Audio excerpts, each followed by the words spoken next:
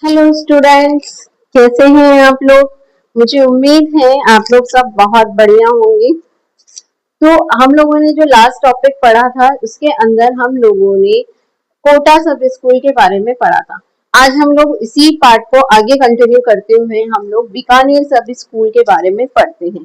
पर इससे पहले मेरी आप लोगों से सबसे छोटी सी रिक्वेस्ट है, अगर आप लोगों ने मेरे चैनल को सब्सक्राइब नहीं किया है तो मेरे चैनल को सब्सक्राइब कीजिए, अपने फ्रेंड्स के साथ में शेयर कीजिए और लाइक कीजिए ताकि मैं भी थोड़ा मोटिवेट हो सकूं और मैं आप लोगों के लिए इसी तरीके से वीडियोस ला सकूं। ठीक है, तो अगर नहीं किया है तो प्लीज आप लोग मेरे चैनल को सब्सक्राइब कीजिए, अपने फ्रेंड्स के साथ शेयर कीजिए ताकि इस चीज का वो भी क्या उठा सके, प्रॉफिट उठा सके। और एग्जाम ड्यूरेशन में आप लोगों के लिए ये वाली वीडियोस बहुत ज्यादा प्रॉफिट वाले होने वाले हैं, क्योंकि इन वीडियोस के वन शॉट में ही आप लोगों को मैं अवेलेबल करवाऊंगी, शॉर्ट नोट्स भी मैं आप लोगों के लिए अवेलेबल करवाऊंगी। अगर लेकिन आप लोगों को उससे पहले मेरी वीडियो को लाइक करिए और उसको शेयर करिए अपने फ्रेंड्स के साथ में। ठीक है, चलिए आज हम लोग क्या स्टार्ट करते हैं। आज हम लोग बीकानेर सब स्कूल को स्टार्ट करते हैं। बीकानेर सब स्कूल जो है, देखिए इसके मेन जो फाउंडर थे वो कौन थे। फाउंडर मतलब बीकानेर सब स्कूल को स्टैब्लिश करने वाले जो रूलर थे वो कौन थे। बीकानेर सब स्कूल को स्टैब्लिश करने वाले जो रूलर थे उनको बोला जाता है राव बीका राठौर। ठीक है, राव बीका राठौर के नाम पे ही ये माना जाता है कि बीकानेर की नींव रखी गई थी। ठीक है, उन्हीं के नाम पे क्या रखा गया था, बीकानेर। तो इसको स्टैब्लिश करने वाले जो रूलर थे वो कौन थे, राव बीका राठौर। कब स्टैब्लिश किया गया था इसको, 1488 में इसको क्या किया गया था, स्टैब्लिश किया गया था। ठीक है, एक पूरा कंप्लीटली एक अलग से क्या बना दिया गया था, एक एम्पायर बना दिया गया था बीकानेर, जिसको स्टैब्लिश यानी उसके फाउंडर कौन थे, उसको स्टैब्लिश करने वाले जो रूलर थे वो कौन थे, आपके राव बीका राठौर। ठीक है, ये तो थे भाई फाउंडर। अब इसके बाद में क्या होता है, इनके बाद में यहाँ पे कौन रूलर बनते हैं जो क्या करते हैं, यहाँ पे आर्ट का डेवलपमेंट जो है वो हमें उनके अंडर में देखने को मिलता है। ठीक है, तो इनके बाद में क्या होता है, 1669 से 1698 में एक रूलर आते हैं जिनका नाम होता है अनूप सिंह। ठीक है, कौन से रूलर आते हैं इनके बाद में, यहाँ पे फर्स्ट रूलर देखने को मिलते हैं, उनका नाम था अनूप सिंह। इन्होंने क्या किया था, बीकानेर में क्या बनवाई थी, एक लाइब्रेरी बनवाई थी जिसको आगे जाके अनूप सिंह लाइब्रेरी के नाम से भी जाना जाता है। ठीक है, उन्हीं के नाम पे क्या कर दी गई थी, इस लाइब्रेरी का नाम रख दिया गया था। तो उनके टाइम पीरियड पे क्या बनवाई गई थी, एक लाइब्रेरी बनवाई थी। अब भाई लाइब्रेरी बनवाई थी तो लाइब्रेरी क्या रीजन था लाइब्रेरी बनवाने का, तो रीजन ये था कि वहां पे क्या रखी जाती थी, जो मैन्यूस्क्रिप्ट जो हुआ करती है। ठीक है, मैन्यूस्क्रिप्ट हुई, पेंटिंग्स हुई, ठीक है, उन सब चीजों को क्या करा जाता था, वहां पे प्रिजर्व करके रखा जाता। तो क्यों क्या बनाई गई थी, वहां पे लाइब्रेरी बनवाई गई थी। और लाइब्रेरी में क्या रखा जाता था, वहां पे हम लोग देखते हैं कि जो मैन्यूस्क्रिप्ट हुआ करती थी, जो पेंटिंग्स हुआ करती थी, इनको बड़े ही संभाल कर वहां पे रखा जाता था। अब ये देखिए यहाँ पे हम लोग को क्या देखने को मिलता है, इन्फ्लुएंस जो है वो मुगल्स का देखने को मिलने लग जाता है। कि क्यों देखने को मिल जाता है, क्योंकि यहाँ पे उस टाइम पीरियड पे मुगल्स जो होते हैं वो एंट्री कर चुके होते हैं। ठीक है, तो हमें कहीं ना कहीं जो है इन्फ्लुएंस जो देखने को मिलता है यहाँ पे मुगल्स का देखने को मिलने लग जाता है। ठीक है, अब यहाँ पे जो पेंटिंग्स हमें देखने को मिलती है वो उसमें काफी जो इन्फ्लुएंस जो होता है, प्रभाव जो होता है, उसका हमें मुगल्स का प्रभाव भी हमें इनकी पेंटिंग्स में नजर आता है। ठीक है, इनकी जो कलर प्लेट्स हुआ करती थी उसके अंदर ये लोग एलिगेंसी का यूज करा करते थे उसके अंदर। तो इन सब चीजों के अंदर हमें किसका इन्फ्लुएंस नजर आता है, मुगल्स का हमें इंटरफेयर जो होता है या इन्फ्लुएंस जो होता है वो नजर आता है। ठीक है, अब हमें कैसे पता चलता है कि भाई ये मुगल्स के टाइम पीरियड का है, तो क्या होता है, हमें यहाँ पे बहुत सारे ऐसे इंस्क्रिप्शंस एविडेंस मिले हैं। इंस्क्रिप्शन मतलब कुछ लिखा हुआ ऐसा मिला है, यानी इनके बारे में कुछ इंफॉर्मेशन लिखी हुई है जिससे हम लोगों को काफी हद तक जो मुगल इन्फ्लुएंस होता है उसके बारे में पता चलता है। इसका एक एग्जाम्पल क्या बताया गया है, यहाँ पे क्या कराया गया था, एक मुगल आर्टिस्ट जो थे उनको क्या किया गया था, बुलाया गया था। कहाँ पे बुलाया गया था, बीकानेर में। कब बुलाया गया था, 17वीं सेंचुरी के अराउंड। देखो इंटरफेयर तो यहाँ पे स्टार्ट हो ही जाता है मुगल्स का। ठीक है, तो वो इंटरफेरेंस जो हम लोगों को देखने को मिलता है वो कैसे देखने को मिलता है, किसी न किसी के बिहाफ पे तो देखने को मिलता है। एक तो हम लोग को इंस्क्रिप्शन से पता चलता है कि यहाँ पे क्या होते थे, मुगल्स के इन्फ्लुएंस ज्यादा आने लग गया था। तो हम लोग क्या देखते हैं, यहाँ एक रूलर हुआ करते थे करण सिंह। ठीक है, अब यहाँ पे करण सिंह जो होते हैं वो क्या करते हैं, उस्ताद अली रजा को इनवाइट करते हैं। ठीक है, कहाँ से, ये जो मास्टर आर्टिस्ट थे वो दिल्ली के हुआ करते थे, तो इनको क्या किया जाता है, इनको बीकानेर में क्या किया जाता है, इनवाइट किया जाता है। ठीक है, किसको किया जाता है, उस्ताद अली रजा। अभी उस्ताद अली रजा जो थे वो मुगल आर्टिस्ट थे। ठीक है, तो इसको ये क्या करते हैं, अपने यहाँ पे इनवाइट करते हैं बीकानेर सभी स्कूल में, और यहाँ पे अटालियन में काम करने के लिए क्या कहा जाता है, इनको काम करने के लिए रखा जाता है। अब कौन से टाइम पीरियड पे इसको करीब यहाँ पे इनवाइट किया जाता है, तो इसको 1650 के अराउंड क्या किया जाता है, यहाँ पे इसको इनवाइट किया जाता है। ठीक है, ये कब इनवाइट किया जाता है, ये करण सिंह के टाइम पीरियड पे इनवाइट किया जाता है। कब इनवाइट किया जाता है, 1650 में इसको इनवाइट किया जाता है, यानी अनूप सिंह से पहले ही इसको क्या कर लिया जाता है, यहाँ पे इनवाइट कर लिया जाता है। ठीक है, चलिए अब अनूप सिंह के टाइम पीरियड पे यहाँ पे कौन थे मास्टर आर्टिस्ट जिन्होंने यहाँ का काम संभाला था। ठीक है, तो अनूप सिंह के टाइम पीरियड पे यहाँ पे जो आर्टिस्ट हुआ करते थे मास्टर आर्टिस्ट, वो थे रुकनुद्दीन। ठीक है, कौन थे वहां के आर्टिस्ट, रुकनुद्दीन जो थे वो यहाँ के मास्टर आर्टिस्ट होते हैं। ठीक है, ये भी कहाँ से आए थे, ये भी हमारे मुगल कोर्ट से ही आए थे। ठीक है, तो मुगल कोर्ट से आए थे, तो इनको जो नॉलेज हुआ करती थी आर्ट में, इनको कहाँ कहाँ की नॉलेज थी, देखो ये जो थे पर्शियन मुगल आर्टिस्ट थे, तो इनको पर्शियन नॉलेज तो थी ही थी। इसके अलावा ये राजस्थान की भी आर्ट अच्छी तरीके से बना लिया करते थे, और डेक्कन साइड की जो आर्ट हुआ करती थी उसमें भी ये क्या हुआ करते थे, काफी हद तक परफेक्ट थी। ठीक है, इनके टाइम पीरियड पे बहुत सारी जो आर्ट है वो बनवाई गई थी, जैसे कि रामायण हो गई, रसिक प्रिया हो गई, दुर्गा सप्तशती हो गई, तो ये सारी आर्ट जो है रुकनुद्दीन के टाइम पीरियड पे बनवाई गई।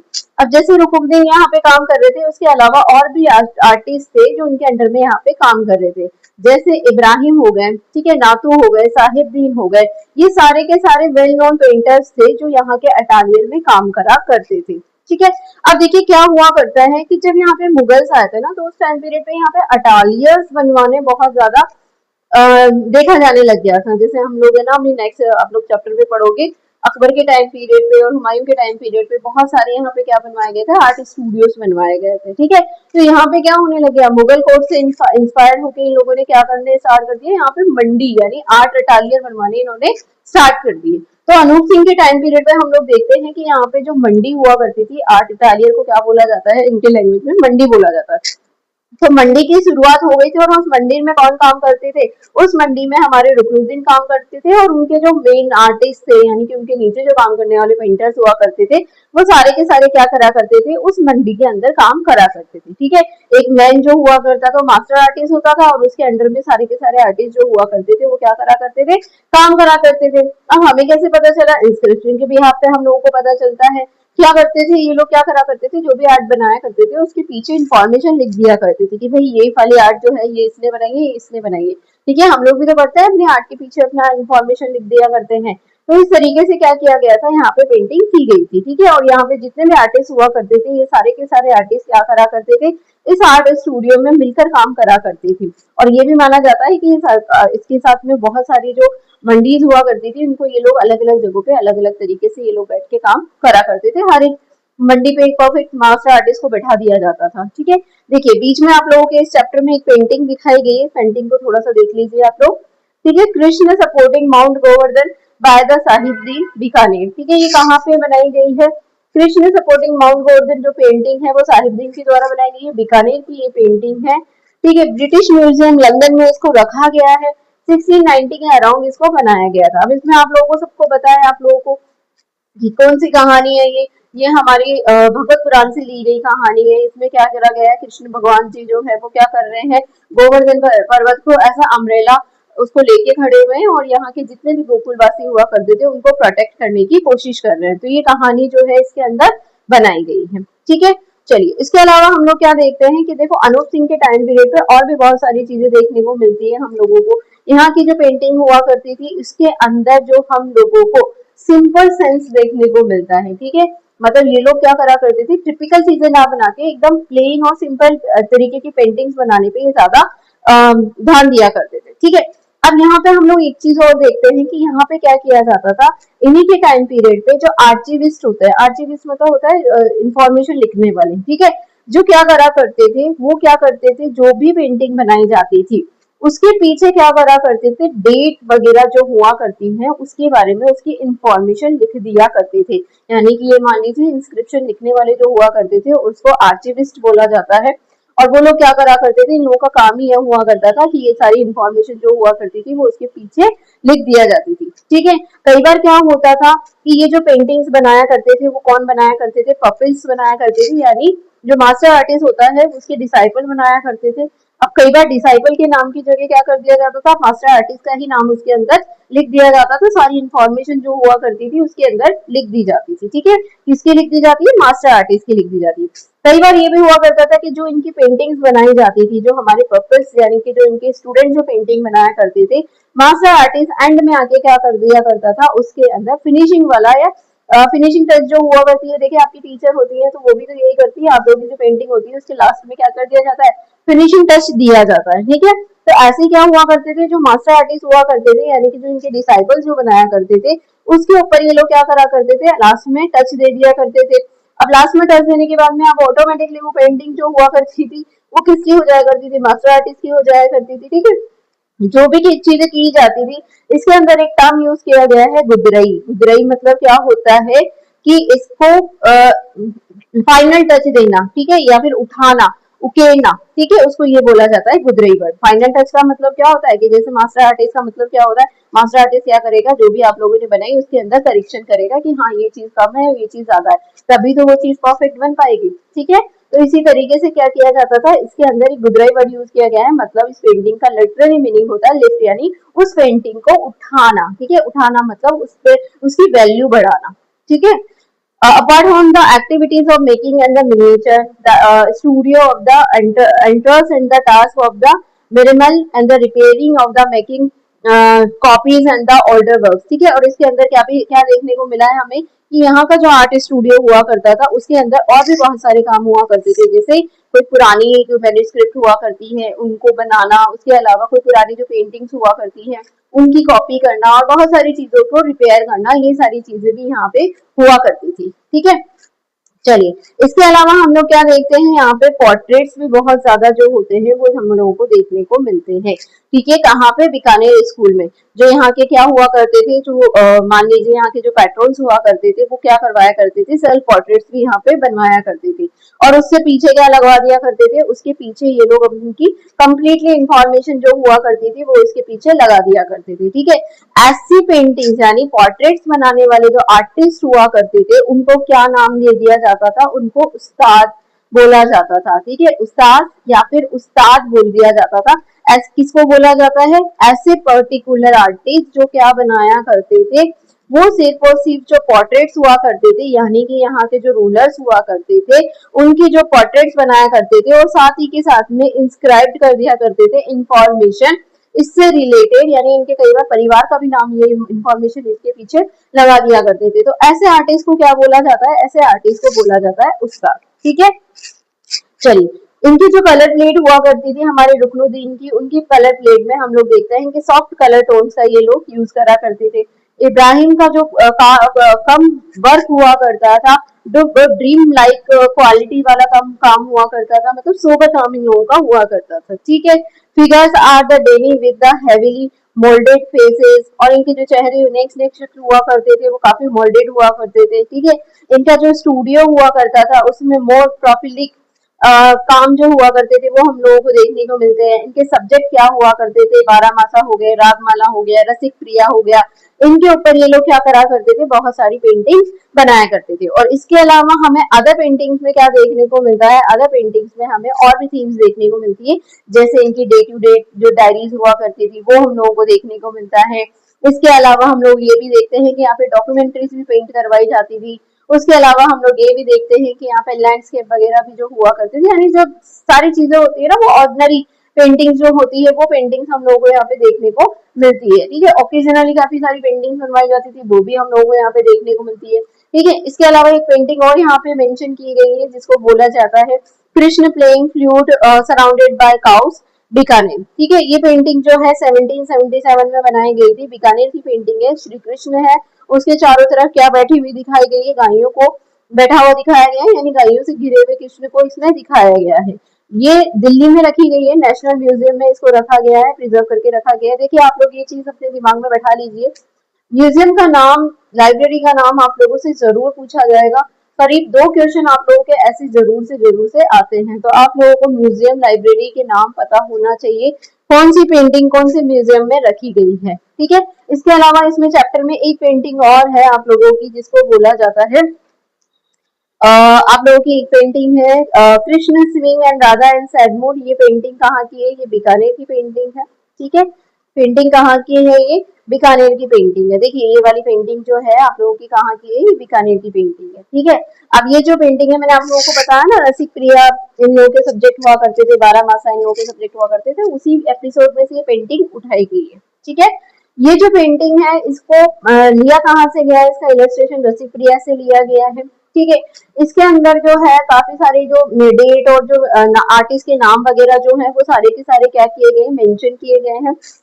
कब पेंट की गई है? 1683 में इसको पेंट किया गया है। पेंट करने वाले आर्टिस्ट कौन थे? नूरुद्दीन इसके आर्टिस्ट थे। ठीक है, बीकानेर की ये पेंटिंग है 1674 से 1698 वाले रूलिंग के टाइम पीरियड पे क्या किया गया था? इसको पेंट किया गया था।